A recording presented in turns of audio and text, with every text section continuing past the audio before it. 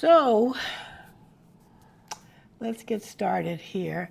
This is April 2026, and 6 years ago, I published a memoir called The Last Children of Mill Creek. And it's a memoir, and it's about my life and time in a small segregated community in downtown St. Louis in the 1940s and 50s.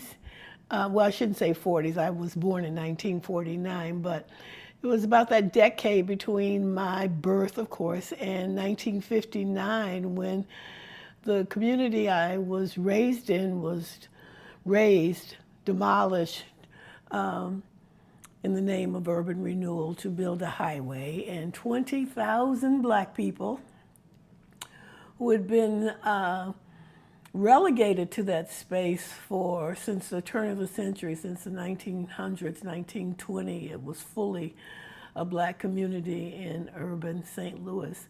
And when I wrote the book, I was writing about my family and my friends, and I really didn't set out to write a book about a community that was set apart. I didn't even know that's what it was. I didn't learn about that community and how we were segregated and forced to live there and all the things that go along with racism and segregation, of course, until maybe late high school and early college in the 1960s. So it was kind of a wonderful surprise to me that this book has done extremely well. People are still reading it.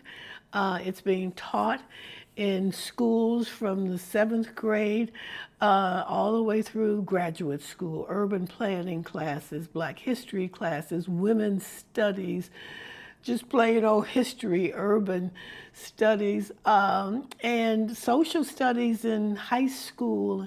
It's just been an amazing accomplishment.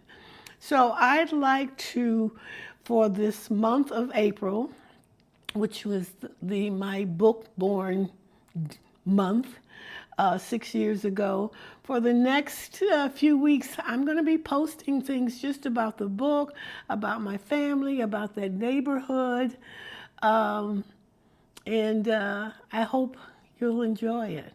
So follow me for the month of April and see some family pictures, some thoughts about what's going on in the world and what was going on in that world of my childhood, again, in St. Louis. It was called, if I hadn't said already, Mill Creek Valley. It was one of the oldest portions of St. Louis. It was where the city started, around near the Mississippi River. If you're in St. Louis today, we have a huge national monument, the St. Louis Arch, that is at the site of the founding of the city and the first fur trading post that was right there. Mill Creek is in the center of the city. If Mill Creek were still here, you'd be able to see the arch. A lot of the land that was taken from the black people who were pretty much forced to live there because of restrictive covenants and redlining, that land now is part of St. Louis University. They got the largest single portion of that land once the community was demolished. And of course, another big portion went to the interstate highway that was being built all around the country.